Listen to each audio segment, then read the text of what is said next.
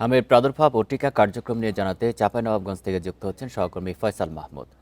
ফয়সাল, চাঁপাইনবাবগঞ্জে হামে আক্রান্ত রোগীর সংখ্যা কতটা বেড়েছে, হাসপাতালগুলোর পরিস্থিতি জানাবেন, আর টিকা কার্যক্রম সঠিকভাবে চলছে কিনা?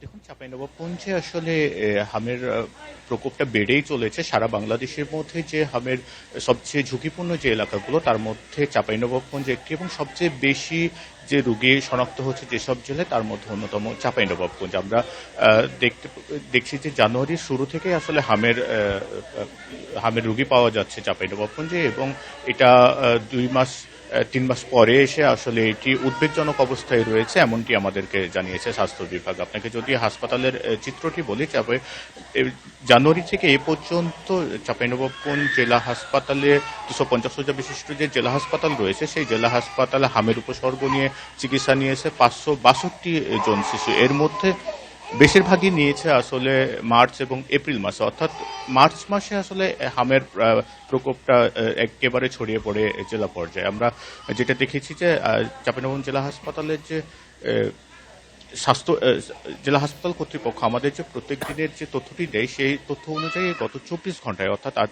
সকাল থেকে পূর্ববর্তী 24 ঘন্টায় নতুন করে আরো 29 শিশু ভর্তি হয়েছে চাঁপাইনবাবগঞ্জের আইসোলেশন সেন্টারে, এবং বর্তমানে সেখানে 65 জন শিশু চিকিৎসা নিচ্ছে।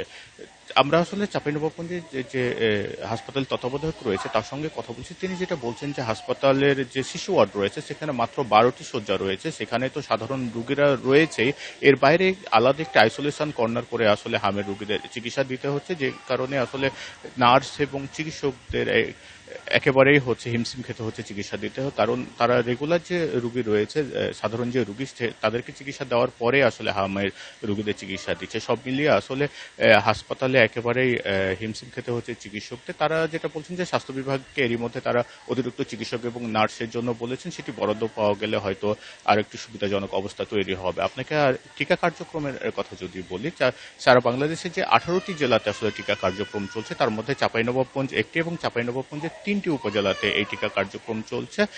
আমি এই মুহূর্তে দাঁড়িয়ে আসলে চাঁপাইনবাবগঞ্জের যে স্থায়ী টিকা কেন্দ্র চাঁপাইনবাবগঞ্জ জেলা হাসপাতালের সেইখানে, এবং আমি সকাল থেকে এখানে দেখছি যে অভিভাবকরা তাদের শিশুদের নিয়ে এসে দীর্ঘ লাইনে দাঁড়িয়ে আসলে টিকা নিচ্ছেন, এবং অভিভাবকদের মধ্যে একটা সচেতনতাও তৈরি হয়েছে এমনটি দাবি করেছে স্বাস্থ্য বিভাগ। আপনাকে যদি একটু তথ্য জানাই যে গত রোববারে আসলে এই টিকা কার্যক্রমটি শুরু হয়েছে, এবং রোববার থেকে বৃহস্পতিবার পর্যন্ত টানা টিকা দেওয়া হয়, এবং এই সময়ের মধ্যে প্রায় 51,200 শিশুকে টিকা দেওয়া হয়েছে বলে আমাদেরকে জানিয়েছে সিভিল সার্জনের কার্যালয়ে। আজও চাঁপাইনবাবগঞ্জের 3টি উপজেলা, অর্থাৎ চাঁপাইনবাবগঞ্জ সদর, শিবগঞ্জ এবং ভোলাহাটের 3টি উপজেলায় 80টি কেন্দ্রে টিকা কার্যক্রম চলছে। তো আমরা সকাল থেকে দেখছি যে অভিভাবকরা একেবারে স্বতঃস্ফূর্তভাবেই লাইনে দাঁড়িয়ে অপেক্ষা করে টিকা নিচ্ছেন শিশুদের।